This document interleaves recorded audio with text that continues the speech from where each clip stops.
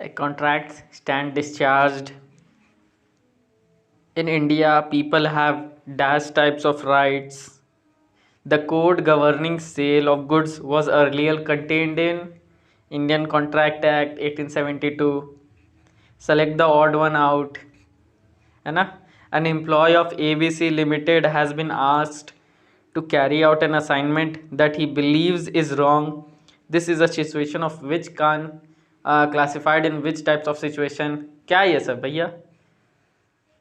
तो भैया ये तो आपका लॉ का कुछ क्वेश्चंस मैं पढ़ रहा हूँ आपके सामने, जो आज अपने फाउंडेशन में जो आज करके आए हो ना आप, 10 से 12 और 2 से 4 अभी ख़त्म हुआ पेपर, उसी के कुछ क्वेश्चंस है मेरे पास, स्टूडेंट्स ने भेजा है मुझे, है ना? कुछ क्वेश्चंस है, सारा सब्जेक्ट का है, प्रोबेबली 5 to 10 स्टूडेंट है। जैसे कि मुझे पिछले बार भी स्टूडेंट्स बताए थे, पिछले बार फर्स्ट टाइम था इसलिए बहुत सारे स्टूडेंट्स ने नहीं बता पाया था, उसे स्ट्रैटेजी नहीं पता था कि कैसे पेपर आने वाला, लेकिन मैंने समझ लिया था। इस साल जो स्टूडेंट्स या फ्रेंड्स देने वाले थे ऑनलाइन एग्ज़ाम, उसको मैंने बोल दिया था कि काइंडली आप क्वेश्चन नंबर 1 to 5 समझ लेना, सोच लेना, मुझे बताना।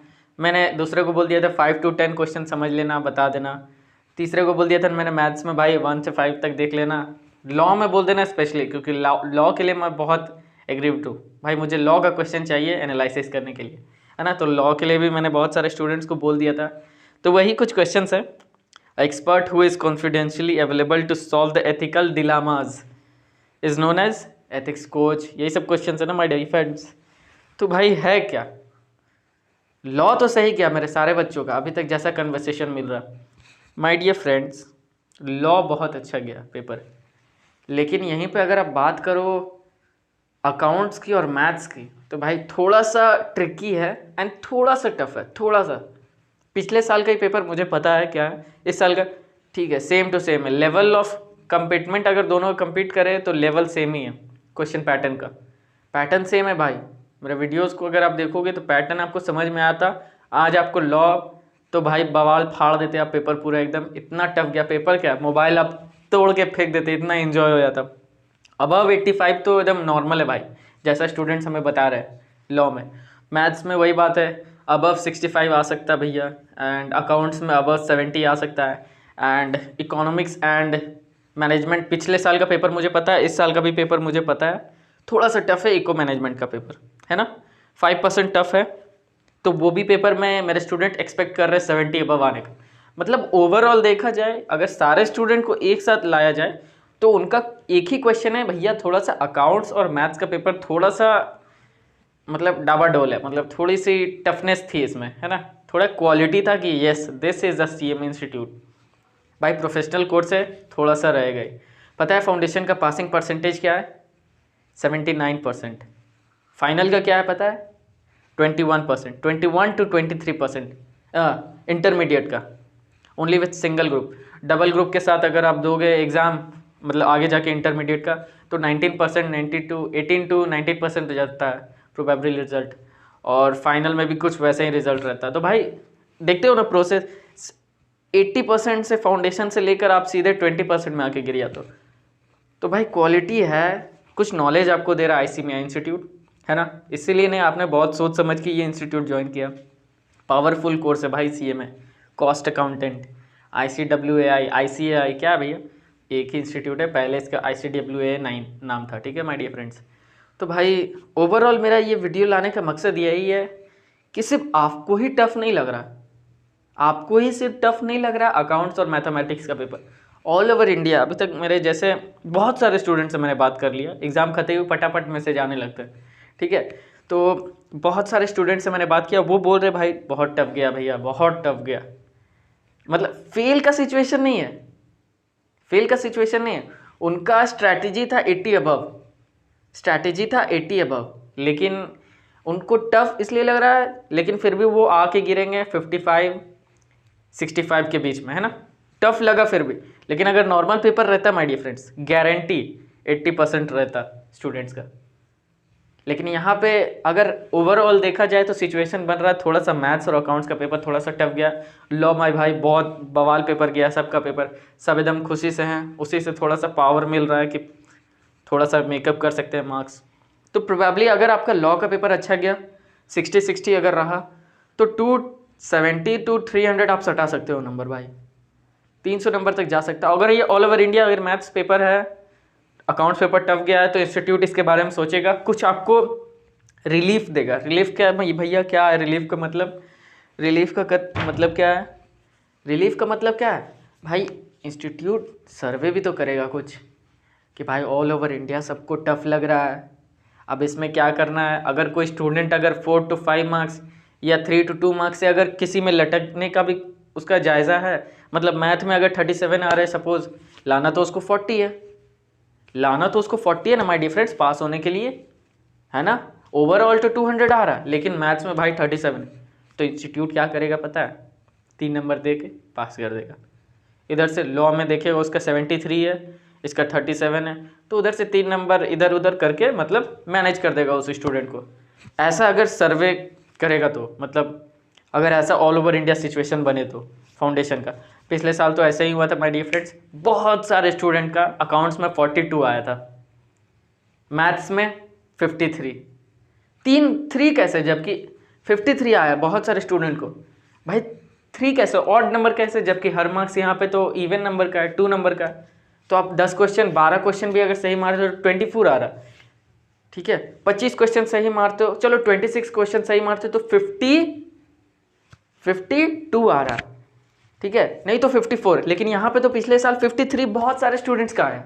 कैसे भाई? पिछले साल सर्वे हुआ, थोड़ा सा बेनिफिट मिला बहुत सारे स्टूडेंट को जिनको थोड़ा सा डामाडोल लग रहा था मैथ्स और अकाउंट्स में। तो होप इस साल भी वैसा ही कुछ सीन बने आप लोग के लिए। इंस्टीट्यूट आपके बेनिफिट के लिए ही काम करता है, ठीक है। ये सिर्फ फाउंडेशन में अप्लाई करेगा, फाइनल में ऐसा अप्लाई मत करेगा, नहीं करेगा, ठीक है, कि हाँ 3 नंबर से मैं ऑडिट के पेपर में अगर मेरा कम आ जाएगा तो 3 नंबर ऑडिट के पेपर में बढ़ा दे, नहीं।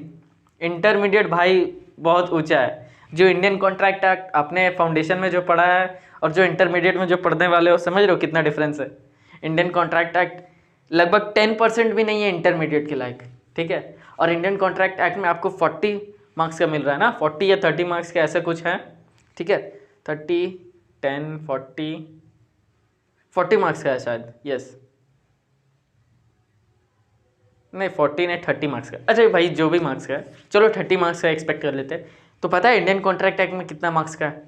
Only 10 marks, only 10 marks my dear friends. और पेजेस डबल, जितना यहाँ पेजेस है आपको नॉर्मली 70 to 75 पेजेस होगा शायद यहाँ पे, मतलब वो MCQs मिला के। MCQs तो भाई भरा पड़ा है पूरा फाउंडेशन के एग्जाम्स में, है ना, पूरा पीछे tick the correct answer, true false, fill in the blanks, ये वो वगैरह सब भरा हुआ है। लेकिन इंटरमीडिएट का बुक पढ़ना भाई, जब आप पास करोगे ना अलग ही मज़ा आएगा। MCQs पीछे नज़र ही नहीं आएंगे, 4 से 5 MCQ बस। क्यों? क्योंकि वहाँ पे आपको डायरेक्ट क्वेश्चन नहीं पूछेगा, what is contract act, essential features of contract act, है ना। वहाँ पे तो सीधे पूछेगा suppose A is X and B is Y, so solve this case study.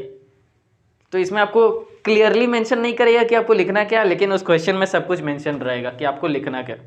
समझ में नहीं ना आ रहा है? इंटरमीडिएट का बुक आएगा हाथ में तब आपको समझ में आए कि मैं क्या बोल रहा हूँ। तो माय डियर फ्रेंड्स, मेरा वीडियो लाने का यही मकसद था कि आप अपना होप लूज़ ना करें।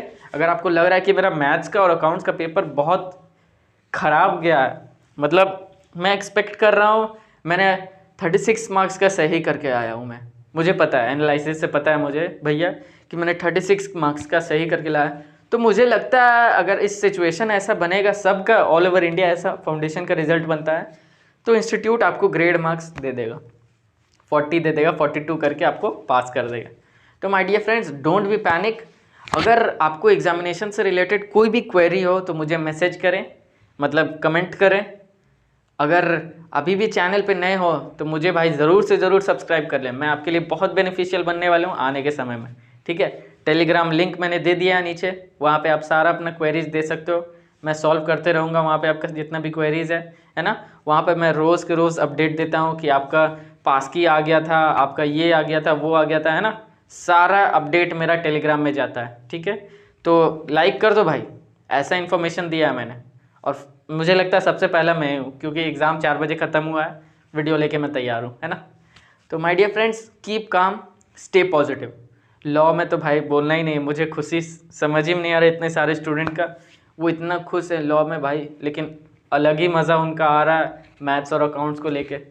तो भाई मैं सबको ये कहना चाहता हूँ कि अगर ये सर्वे हुआ इंस्टीट्यूट के पिछले ईयर की तरफ से, जैसा पिछले ईयर हुआ था, ग्रेस मार्क्स मिला था बहुत सारे स्टूडेंट को, तो इस साल भी अगर हुआ तो आप लोग के लिए बहुत पॉजिटिवनेस है।